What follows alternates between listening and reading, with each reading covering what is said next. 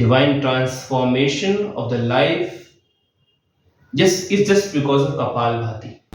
AIIMS ने कहा कि ये व्यक्ति मरने वाला है, जीवित नहीं रह सकता। इनको कैंसर था, 3rd स्टेज कैंसर था। उसने 8 घंटे प्राणायाम ही किए थे, लगातार 8 घंटे कपालभाति प्राणायाम किया। तो हम 1 घंटा कपालभाति लगातार कर सकते हैं, लगातार, कोई समस्या नहीं है। दोस्तों नमस्कार, स्वागत है आप सभी का। मेरा नाम शिवम और आज जो हम बात करने वाले हैं, आज बात करेंगे कपालभाति के विषय में। कपालभाति क्या होता है, कपालभाति करने से क्या होता है, कपालभाति कितना करें, कपालभाति कब करें, कपालभाति प्राणायाम के फायदे क्या क्या होते हैं, वो सारी बातें हम आज अच्छे से करने वाले हैं। देखिए कपालभाति क्या होता है। कपालभाति बेसिकली प्राणायाम होता है। हमारे पास करीब 7 से 8 प्राणायाम होते हैं, उसमें कपालभाति भी एक अपने स्थान रखता है, उसका भी अपने आप में जगह होती है। तो कपालभाति कैसे करते हैं, पहले आप ये समझ लीजिए। देखिए कपालभाति में सबसे पहले आपके दोनों जो हाथ होते हैं ना, उनको आप इस तरह से रखिए, इसे बोलते हैं ज्ञान मुद्रा। क्या बोलते हैं इसको? ज्ञान मुद्रा। दोनों हाथ आप इस तरह से रखेंगे, कमर को सीधे कर लीजिएगा और आपको श्वास को वेग से, झटके से, तीव्रतापूर्वक बाहर निकालना होता है, बस। देखिए जो प्राणायाम और करते हैं, जैसे भस्त्रिका प्राणायाम करते हैं या कोई और अभ्यास करते हैं, उसमें क्या हम करते हैं, उसमें ज्यादा श्वास को अंदर भरते हैं। लेकिन इसमें क्या है, इसमें श्वास को सिर्फ हम बाहर निकालते हैं, ना कि अंदर भरते। श्वास को सिर्फ और सिर्फ आपको कपालभाति में वेग से बाहर निकालना होता है, अंदर भरना कपालभाति में श्वास नहीं होता। देखिए कैसे करना है, ऐसे रखे दोनों हाथों को, इस तरह से किया, कमर को सीधा किया और इसमें आपको श्वास बाहर निकाला, बाहर निकाला, बाहर निकाला।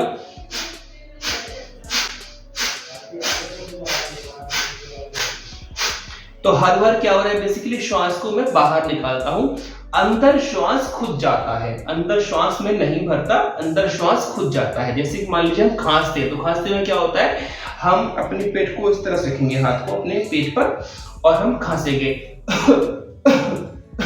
खांसते में क्या हो रहा है, पेट हमारा अंदर जाता है और वापस फिर पेट निकल के बाहर को आता है। कपालभाति में सेम यही काम करना होता है आपको। कपालभाति में श्वास को आपको झटके से बस बाहर निकालना होता है, श्वास आपका अंदर खुद पे खुद जाएगा, आपको श्वास को भरना नहीं होता। तो ये तो हो गया कि कैसे कपालभाति करना चाहिए, ये तो उसकी क्रिया हो गई।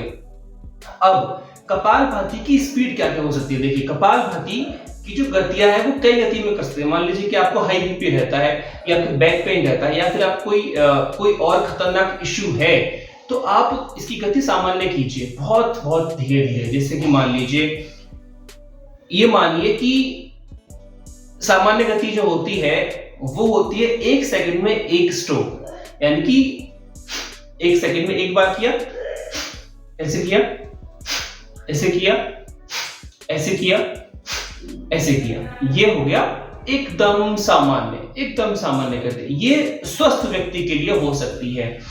अगर आप किसी रोग से ग्रसित हैं तो इसकी गति को आप और भी स्लो कर सकते हैं, यानी कि 1 सेकंड में, या ये मान लीजिए कि 2 सेकंड में सिर्फ एक बार कर लीजिए इसको। समय लीजिए अपना, फिर से समय लिया, ऐसे। तो सामान्य गति क्या थी, 1 सेकंड में एक बार, ये सामान्य गति से भी कम की गति। ठीक है, अब बात करते हैं इसकी तीव्र गति की। तो इसमें क्या है, अगर आपका अभ्यास कपालभाति का लंबा हो चुका है, यानी कि आप काफी लंबे समय से कपालभाति करते आ रहे हैं, तो आप कैसे कर सकते हैं, इसको आप फास्ट कर सकते हैं, इस तरह से।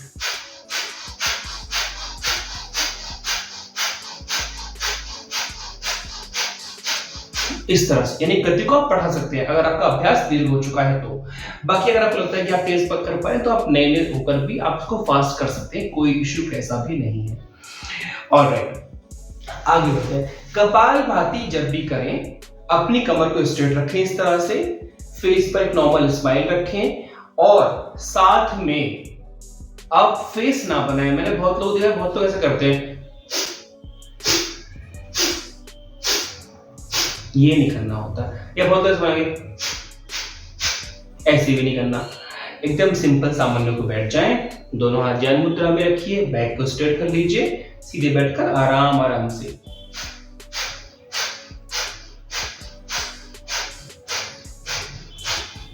इस तरह से।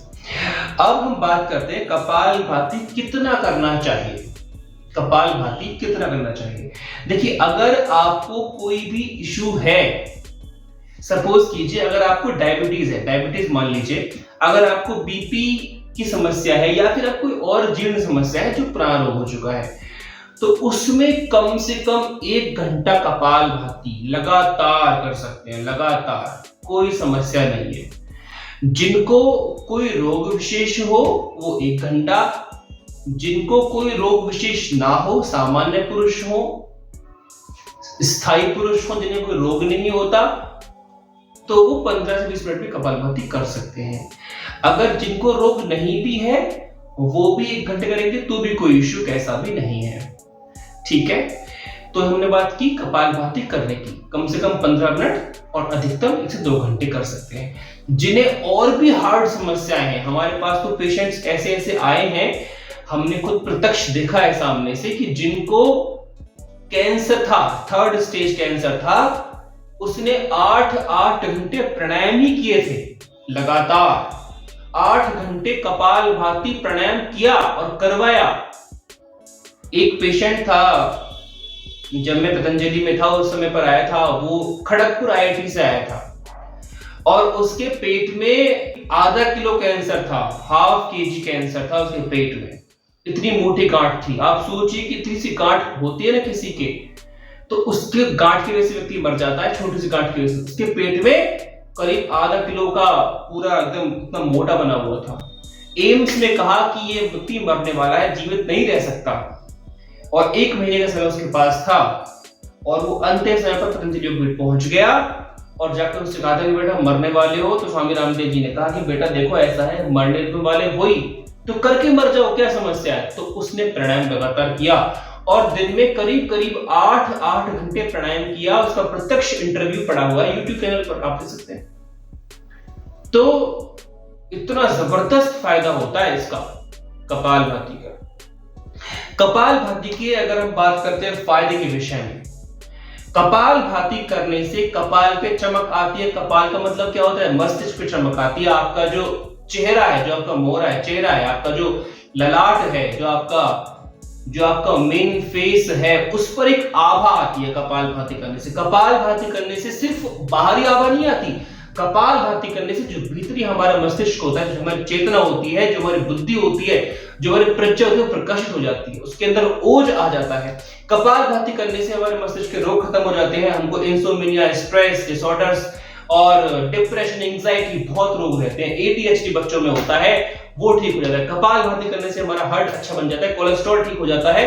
कपालभाति करने से लीवर, किडनी के सेल्स अच्छे बन जाते हैं, SGOT, SGPT, बिलिरुबिन काउंट अच्छा हो जाता है, यूरिक एसिड ठीक हो जाता है कपालभाति करने से। कपालभाति करने से हमारा हीमोग्लोबिन लेवल बढ़ जाता है। कपालभाति करने से हमारे फेस पे ग्लो आ जाता है। कपालभाति करने से हमारे कफ दोष ठीक हो जाते हैं। कपालभाति करने से हमारे घुटने अच्छे हो जाते हैं। कपालभाति करने से हमारे शरीर में ब्लड का फ्लो अच्छा हो जाता है। कपालभाति करने से हमारे विचार अच्छे हो जाते हैं, हमारी वाणी अच्छी हो जाती है, और कपालभाति करने से हमारा जीवन चेंज हो जाता है।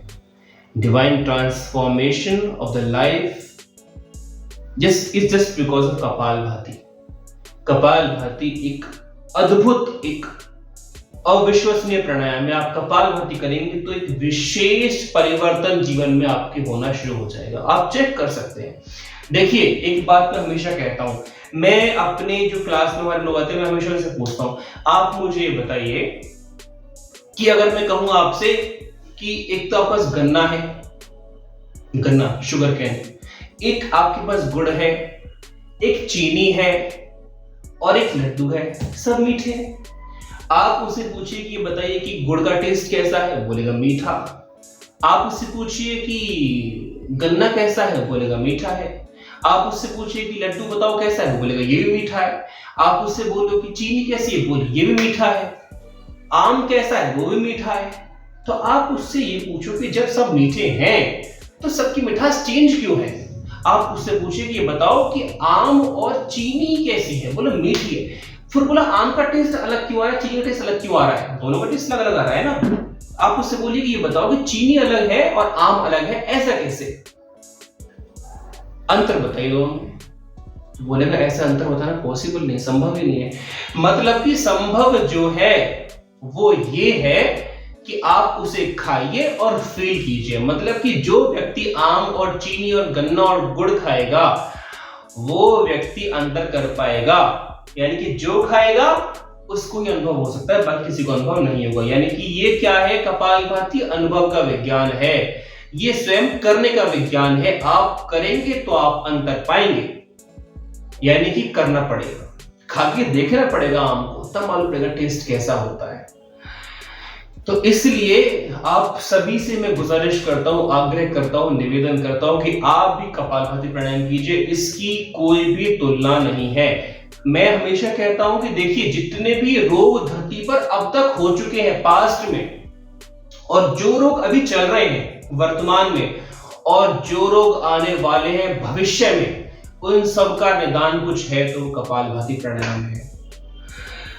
एक हमारे पास पेशेंट और आई थी, उसके करीब 85 to 90% ऑफ ब्लॉकेज थी हार्ट में कोलेस्ट्रॉल की वजह से।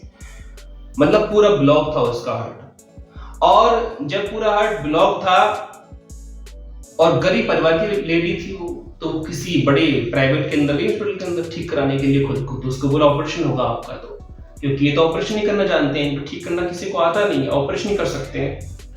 जब गई, इतना पैसा था नहीं उसके पास, धन का अभाव था, कमी थी, तो क्या हुआ कि जब वहां पहुंची तो उसको बोला कि आपका ऑपरेशन होगा, करीब 6 लाख रुपए खर्चा आपका आने वाला है। अब गरीब वर्ग का व्यक्ति कहां से 6 लाख रुपए लेके आए? तो उसने क्या किया, उसने स्वामी रामदेव देखने शुरू कर दी टीवी पर कि स्वामी जी कहते हैं कपालभाति करो और ये मेडिसिन खा लो, आपका रोग ठीक हो जाएगा। तो उसने वही काम करना शुरू कर दिया। अब कुछ टाइम बाद उसकी ब्लॉकेज थी मात्र 20%। आप ये देखिए कि कपालभाति करने से कितना बड़ा परिवर्तन लाइफ में आ गया कि जहां पर 85% ब्लॉकेज थी वो मात्र 20% पे आ गई। कितना बड़ा विशाल परिवर्तन है कपालभाति का। फिर भी लोग नहीं मानते, और लास्ट में रोने लग गया था व्यक्ति। बोला कि अगर सर स्वामी रामदेव जी, अगर आप नहीं होते, कपालभाति नहीं होता, योग नहीं होता, तो मेरी बीवी बच नहीं पाती आज।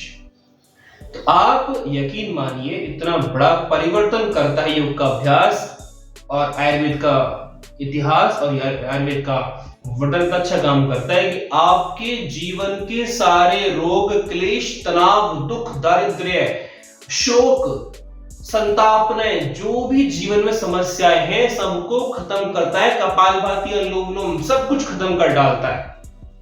कपालभाति, अनुलोम विलोम, भस्त्रिका, भ्रामरी, उज्जाई सब कुछ खत्म कर डालता है। तो आज हमने बात कपालभाति के विषय में। देखिए दूसरा इसमें यह आता है कि क्या सुबह शाम कर सकते हैं? जी कर सकते हैं, सुबह शाम भी। कपालभाति सुबह को भी कर सकते हैं, शाम में भी कर सकते हैं। 1-1 घंटे कपालभाति करो। जिनको रोग है ना, घबराइए मत, आप टेंशन मत लीजिए, आपस मुझसे बात कीजिए। जिन्हें कोई विशेष रोग, बड़ा रोग है, आप मुझे बताइए, मैं ठीक करूंगा आपका एटलीस्ट। आप मुझे बताइए बस। अगर कोलेस्ट्रॉल है, 95% ब्लॉकेज है, मैं गारंटी लेता हूं मैं ठीक करूंगा आपको। अगर आपके लंग्स में समस्या है, मैं ठीक करूंगा आपको। आपको जो समस्या हो आप मुझे बताइए, मैं बताऊंगा क्या करना है आपको। आप वो करेंगे और परिवर्तन आपको आने वाला है। घबराए ना, बस योग कीजिए, योग पर यकीन कर लीजिए और खूब प्राणायाम करिए जितना हो सकता है, ठीक है ना, और खूब योग का अभ्यास कीजिए, सब ठीक होने वाला है। Thank you so much. आपका दिन, आपका जीवन शुभ हो, मंगलमय हो।